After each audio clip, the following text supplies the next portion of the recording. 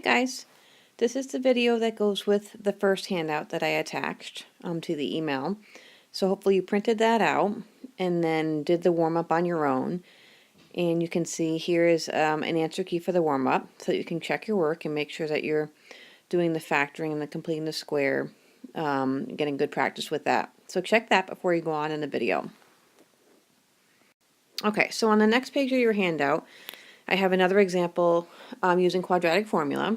So this one, the first thing I did before I started the video was just to get everything on one side. I subtracted the 2x over and subtracted the 3 over so that when I pick out my a, b, and c, I had everything on one side equal to 0.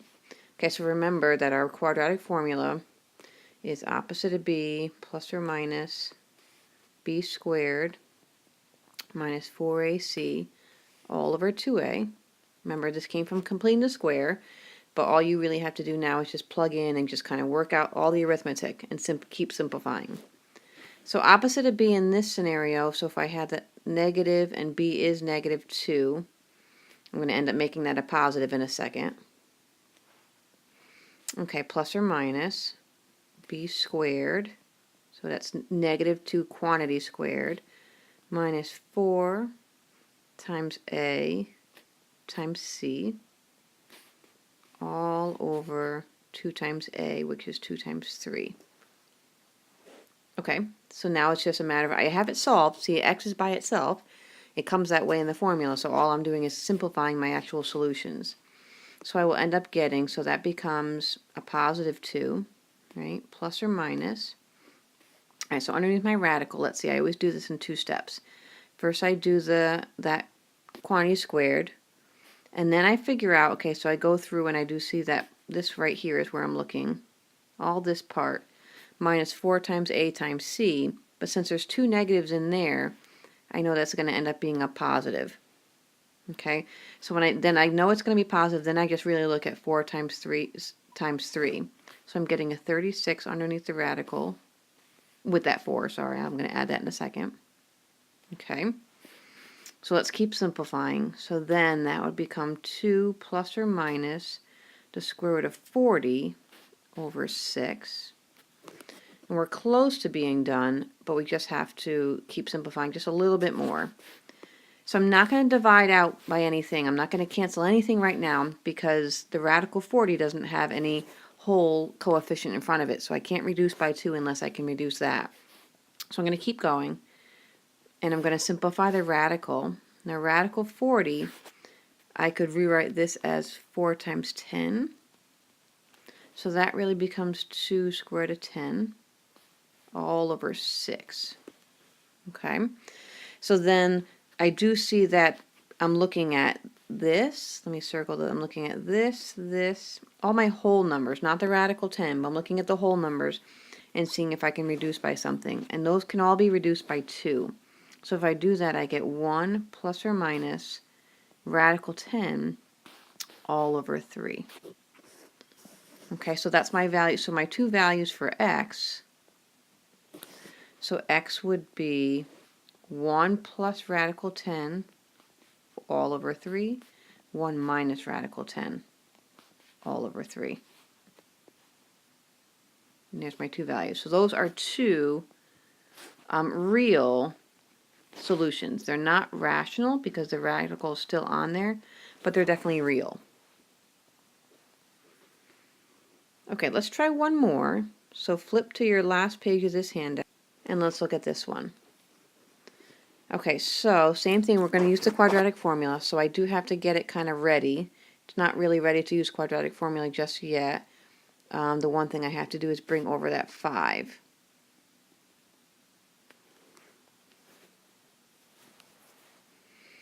Okay, so now if I'm using quadratic formula, my a is going to be 2, my b is going to be negative 2, and my c is going to be negative 5. I think for the sake of this problem, if you don't mind, because I wanted something to work out a little bit differently, I want to make this a plus right here. So just imagine at the beginning it were minus 5 on that side, and then we brought it over and it was a plus. Okay, I just want this to work out a certain way So that just it will lead into the next thing that we're doing. Okay, so now let's work on our quadratic formula here. So we've got x to b. Okay, so opposite of b plus or minus b squared. So that would be negative 2 squared minus 4 times 2 times 5. So you'll see in a second why I changed it. All over 2a. Okay, so now we're going to keep going with our simplifying. So that becomes a 2 plus or minus negative 2 squared is 4. So now, the reason I changed this is because I wanted this to be a certain sign underneath there. So underneath that radical now is, okay, so it's only one negative, so it stayed minus, and 4 times 2 times 5 gives me a 40, all over 4. Okay, so because of the way the numbers worked out, look, watch what happens underneath that radical now. So I have 2 plus or minus, and I have a negative 36, all over 4. Okay, so this is the first time that this has happened. We know just from previously working with radicals that this is not a real solution. So if we were solving just under real numbers, we would say no solution. But this is where we're transitioning into talking about what we call these imaginary numbers, these complex numbers. So some of you might remember a little bit of this. I'm going to write it using this imaginary number, and then my next video is completely on using the imaginary number I. Okay, so just so you can kind of get an idea of where it's going to, how it's going to be working a problem like this. This is going to end up being 2 plus or minus. So the square root of 36 is 6. The square root of negative 36 is what we call this 6i. And the I being in the answer kind of makes me know that this came from a negative under a radical. So I know it's an imaginary solution. And I know that as soon as I see that, I know I had a negative under the radical. Okay, so that's what we're going to focus on in the next video. So I'm just going to simplify it now, just like I would if that I were an x. Really, I'm looking to see if I can reduce by anything. And because 2 goes into each of these, it would go in here once, it would go in here 3 times, and it would go here twice.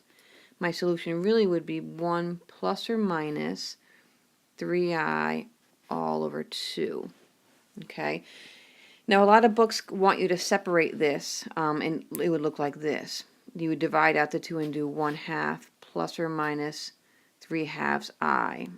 Only for imaginary numbers, a lot of textbooks like to see that you've got like your real part of your number and then the imaginary part that's attached to the I. So that's really the only reason for separating. It's not a huge deal. It doesn't really mean anything different. It's just a notation thing. Okay, so in the next video, so make sure you print out the next handout, and then I'm just going to go over how you use I and simplify with I and things like that.